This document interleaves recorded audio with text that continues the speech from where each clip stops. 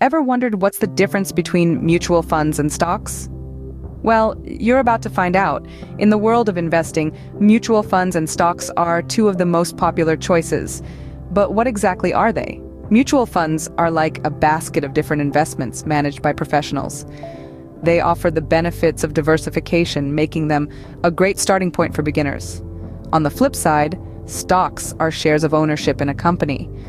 They offer the potential for high returns and the flexibility to shape your own investment strategy. However, whether you lean towards mutual funds or stocks, it's crucial to understand the risks and rewards associated with each. By knowing what you're getting into, you can make informed decisions that align with your financial goals and risk tolerance. Now that you know the basics, are you ready to dive deeper? So, what exactly are mutual funds and why do many choose this investment option? In essence, mutual funds are a type of investment vehicle that pools money from many investors to purchase a diversified selection of securities such as stocks, bonds, or other assets. This diversification is one of the key benefits of mutual funds. Instead of putting all your eggs in one basket, you spread your investments across a variety of sectors and companies, reducing the risk of major losses. But that's not all. Mutual funds are professionally managed. This means that a dedicated fund manager with years of experience and expertise in the financial markets is making investment decisions on your behalf. This professional management can be a boon for beginners who are just dipping their toes into the world of investing and may not have the time or knowledge to manage their portfolio effectively. Moreover, mutual funds offer an easy entry point for beginners. With a relatively small amount of capital, you can become a part of a larger investment pool and gain access to a wide variety of securities that may have been out of reach individually. However, it's not all sunshine and rainbows. Mutual funds do come with their own set of drawbacks. For one, they involve fees and expenses that can eat into your returns over time. These can include management fees, transaction costs, and other expenses related to the fund's operations. Additionally, investing in mutual funds means you have limited control over your investments. The fund manager makes all the decisions about what securities to buy or sell and when. While this can be beneficial if you trust in the manager's expertise, it can also be a downside if you prefer to have a hands-on approach to your investments. So we've covered the basics of mutual funds, their benefits and drawbacks. Does the ease of mutual funds appeal to you, or do you feel restricted by its limitations? Remember, investing is not a one-size-fits-all approach. It's about finding what works best for you and aligns with your financial goals and risk tolerance. Moving on to stocks, another popular choice for investors. But why? Well, let's start by defining what stocks are. Stocks represent ownership in a company. When you buy a stock, you're essentially buying a piece of that company, becoming a shareholder. One of the main advantages of investing in stocks is the potential for high returns. Over the long term, stocks have consistently delivered higher returns than other investment vehicles. If you invest wisely and pick the right companies, your returns can significantly outpace inflation, helping you grow your wealth. Another advantage is ownership.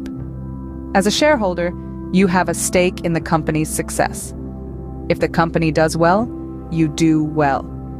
You might even get a say in the company's decisions through voting rights at shareholder meetings. Now let's talk about flexibility. Stocks offer a degree of flexibility that other investment vehicles can't match. You can buy and sell stocks freely on the open market, allowing you to adjust your portfolio as necessary to meet your financial goals. But as with any investment, stocks come with their own set of drawbacks. One of the main disadvantages is volatility. The stock market can be unpredictable, with prices fluctuating wildly in response to various factors. This can lead to significant losses if you're not careful. Another disadvantage is the need for research and analysis. Investing in stocks isn't just about picking companies you like. It requires a deep understanding of the company's financials, industry trends, and other factors. This can be time-consuming and challenging, especially for beginners. Despite the potential drawbacks, many investors are drawn to stocks because of the potential for high returns. But it's important to remember that with high potential comes high risk. You need to carefully consider your risk tolerance and investment goals before diving into the stock market. Are you attracted to the potential high returns of stocks, or does the volatility make you nervous? It's a question worth pondering as you contemplate your next investment move. Wondering when mutual funds would be a suitable choice for you? Let's delve deeper into this. Mutual funds are particularly suitable for those who are cautious about taking high risks. When you invest in mutual funds, you're essentially pooling your money with other investors to buy a diversified portfolio of stocks, bonds, or other securities. This diversification minimizes the risk associated with putting all your eggs in one basket. Another scenario where mutual funds shine is for those with long-term financial goals. Whether you're planning for retirement or saving for your child's education, mutual funds can be a steady and reliable choice. They allow your investment to grow over time, thanks to the magic of compound interest. But what about those who are time-crunched? If you're someone who lacks the time for extensive stock research, mutual funds might be your new best friend. They're managed by professional fund managers who do all the heavy lifting for you.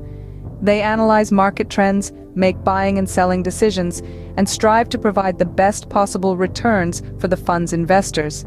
However, remember that mutual funds come with their own set of fees and expenses. Always make sure to understand these costs before investing. Do these scenarios resonate with you, making mutual funds a viable option? If so, they might just be the right investment vehicle for you. If not, don't worry. There are plenty of other investment options out there, tailored to suit different types of investors and their unique needs. How about stocks? When might they be a better fit for your investment portfolio?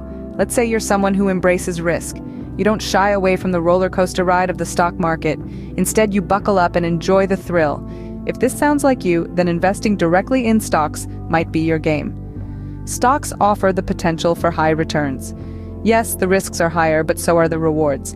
If you're willing to play the long game and weather the ups and downs, stocks can yield significant profits over time.